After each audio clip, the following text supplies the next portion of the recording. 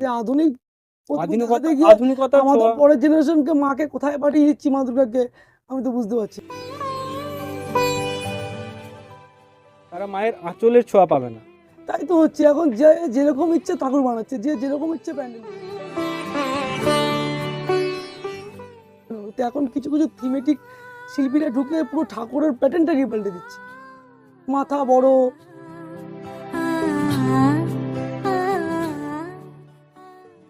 এটা দেখবেন দেখা যায়ও না, কারণ আমরা আবার আগামী দিনের নতুন কিছু হওয়ার চেষ্টা শুরু করি ততক্ষণ।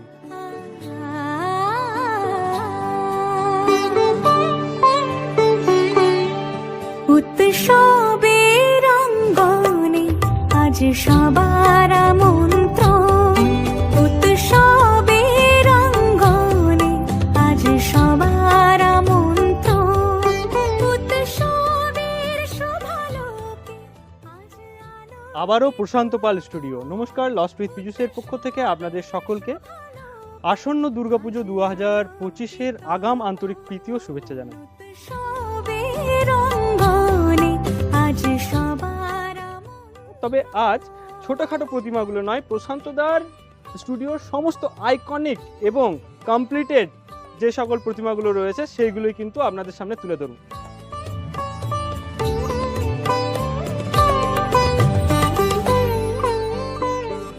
তাহলে আর বেশি কথা বলছি না, সরাসরি আপনাদের সামনে সেই সকল প্রতিমা যেগুলো মণ্ডপে যাওয়ার জন্য প্রস্তুত। সীমানা ছাড়িয়ে আজি প্রতি গৃহ কোণ পর স্বজন নব সাজে ওঠে সাজিয়ে ধর্ম বর্ণ কি। আজ যেখান থেকে দেখাবো সেটা হচ্ছে স্টুডিওর অপোজিট সাইডে যে টেম্পোরারি একটা স্টুডিও বানানো হয় সেটাই। দেখুন, একজন শিল্পী দাদা কিন্তু এখানে রয়েছেন, যিনি প্রথমের যে প্রাইমার সেটা দিতে ব্যস্ত এবং খুব সযত্নে কিন্তু প্রথমে প্রাইমারের কাজটা করছেন। অদ্ভুত সুন্দর।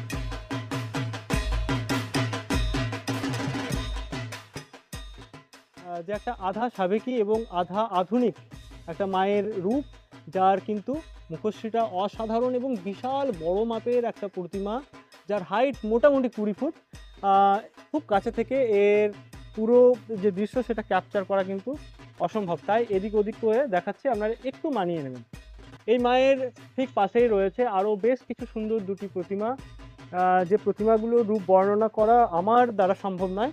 আপনারা নিজেরাই এই মায়ের রূপও কল্পনা করে মায়ের নাম দিতে পারেন। অসম্ভব সুন্দর।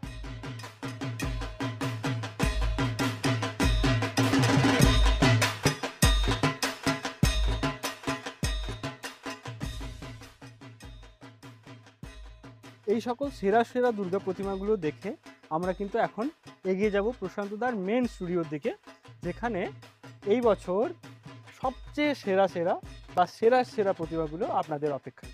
চলুন।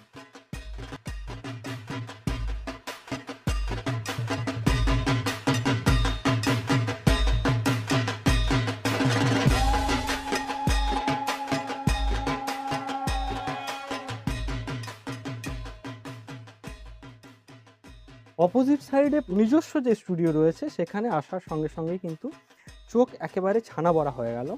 আপনারা বুঝতে পারছেন কি অপরূপ সুন্দর প্রতিমাগুলোর পাশ দিয়ে আমি এখন পেরোচ্ছি, এবং এই সমস্ত প্রতিমা কিন্তু আপনাদেরকে দেখাবো সারিবদ্ধভাবে। আপনারা দেখতে থাকুন, আশা করি এই ভিডিওটা আপনাদের নিরাশ করবে না। অসাধারণ সব প্রতিমা। তবে প্রথমেই যেখান থেকে শুরু করব সেটা হচ্ছে এই প্রতিমাটি। এই প্রতিমাটি একেবারে আমাদের সকলের চোখের সামনে জল করছে। দেখুন, প্রশান্ত পালের স্টুডিওর সব ছোট ছোট দুর্গাগুলোর কাজ কিন্তু আমরা আগে দেখেছি, যা অবর্ণনীয়, অসাধারণ। তবে যেখান থেকে শুরু করব বললাম সেটা হচ্ছে মায়ের এই প্রতিমাটি। কি অপরূপ লাগছে মায়ের এই প্রতিমাটি, আপনারা বুঝতে পারছেন। রূপদানে কোনো অংশে কোনো গাফিলতি নেই। মায়ের যে শাড়ি সেটাকে আপনারা বুঝতে পারছেন। প্রথম দিনে কিন্তু এই শাড়িটি শুধু মুক্তোর কালার করা ছিল, কিন্তু আজ এই যে পেন্টিংগুলো করা হয়েছে ওপরের কলকার, সেগুলো কিন্তু অসাধারণ লাগছে।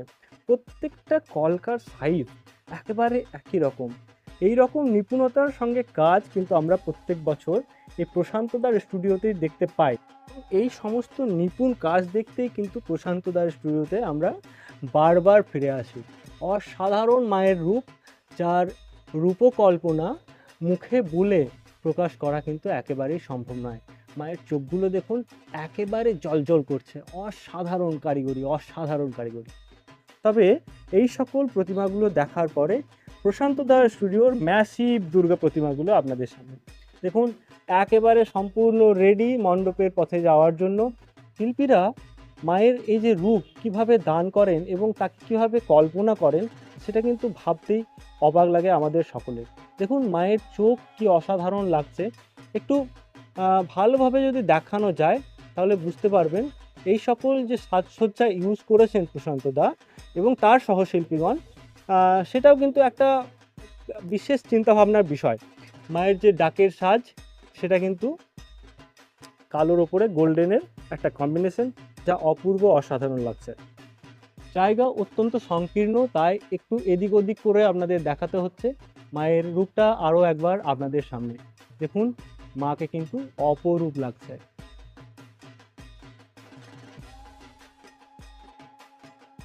প্রশান্ত দার স্টুডিও ঘুরছি, দেখছি, আর যতই দেখছি ততই কিন্তু অবাক হচ্ছি। আপনারাও দেখছেন আমাদের সঙ্গে। তবে এখন যে প্রতিমাটি আপনাদের দেখাবো সেটা কিন্তু প্রশান্ত দার স্টুডিওর সবচেয়ে বড় এবং ম্যাসিভ আইকনিক দুর্গা পুজো। তো যেটা বলছিলাম সেটা কিন্তু এই প্রতিমাটি, এটাই কিন্তু এবছর প্রশান্ত দার স্টুডিওর সবচেয়ে বড় এবং ম্যাসিভ দুর্গা প্রতিমা। অসম্ভব সুন্দর কারিগরি। অসুরকে দেখলে একেবারেই বোঝা যায় না যে সেটা মাটির নাকি আসল। দেখতে পাচ্ছেন কি অসম্ভব ডিটেলিং করা হয়েছে।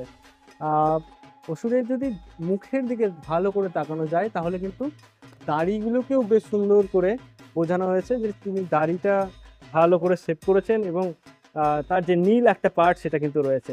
পাশেই রয়েছেন মা সরস্বতী, অসম্ভব বৃহৎ পরিসর বা পরিমাপের একটা প্রতিমা।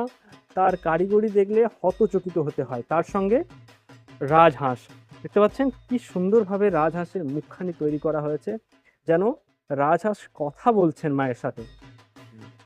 এই প্রতিমাটির প্রত্যেকটা কাজই কিন্তু অসাধারণ। কার্তিককে যদি দেখা যায়, কি সুন্দর কালার কম্বিনেশন করে এই কার্তিককে সাজানো হয়েছে। দেখতে পাচ্ছেন চোখের অংশ দেখুন, চোখের উপরের যে পাতা সেটাকেও কিন্তু খুব সুন্দরভাবে পরিপাটি করে লাগানো হয়েছে।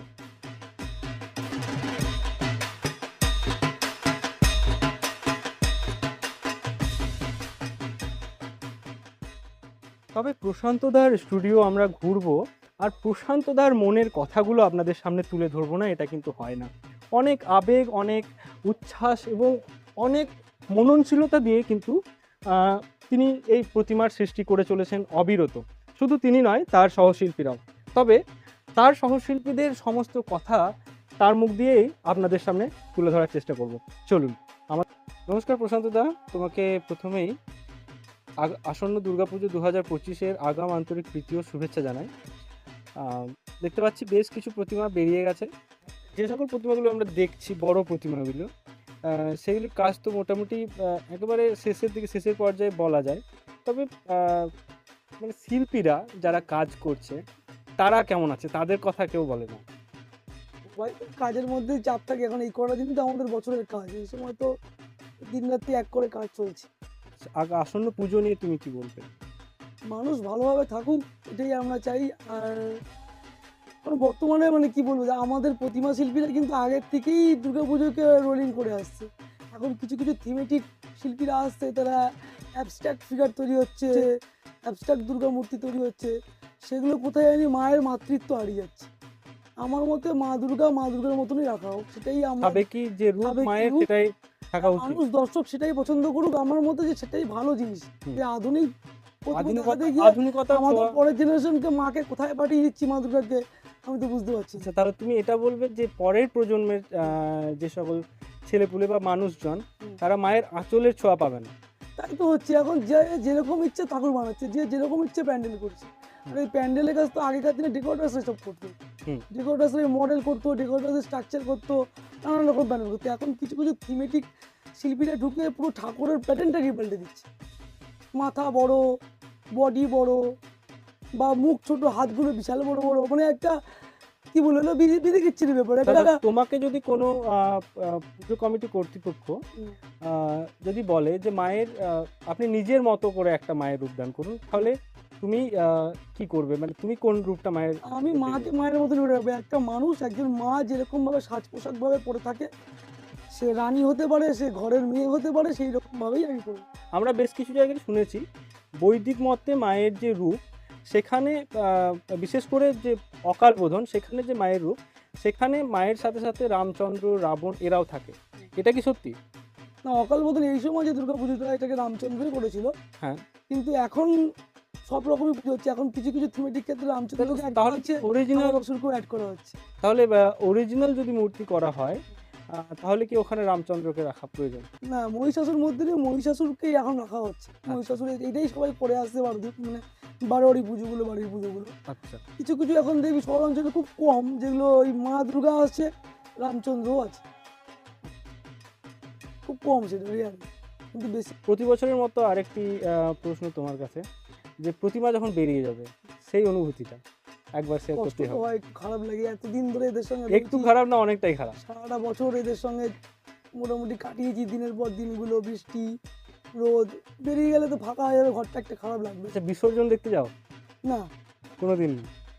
কিন্তু আমরা জানি বা শুনেছি যে যে আবাহন করে তারই বিসর্জন দেখার। হ্যাঁ হ্যাঁ হ্যাঁ, ঠিক ঠিক ঠিক। তাহলে বিসর্জন দেখতে যাওয়া হয়নি। খারাপ লাগে, একটা মুখকে আমরা দুবার তিনবার করে খড়ি মেরে তার বর্ণনা করে তাকে সেট করে সুন্দর করে চোখ দিচ্ছি, সেই মুখটাকে একটা অন্যরকম হয়ে যাচ্ছে, সিঁদুর ফিঁদুর লাগিয়ে মায়ের মুখে সন্দেশ লাগিয়ে মাখান দিতে নিয়ে যাচ্ছে, মায়ের কাঁদো কাঁদো মুখ, সেই জিনিসগুলো আমাদের ভালো লাগে না। আমরা সবসময় সুন্দর জিনিসটাকে দেখতে পছন্দ। তাহলে কি সৃষ্টি সবসময় রূপ দান করেই যাবে, কিন্তু মায়ের সে শেষ দেখবে না? দেখা যায়ও না, কারণ আমরা আবার আগামী দিনের নতুন কিছু হওয়ার চেষ্টা শুরু করেছি ততক্ষণে। হ্যাঁ। অসংখ্য ধন্যবাদ। আগামী পুজোর দিনগুলো তোমার ভালো কাটুক, এই আশা করে আজকে তোমার সাক্ষাৎকার এখানে শেষ করছি। ধন্যবাদ।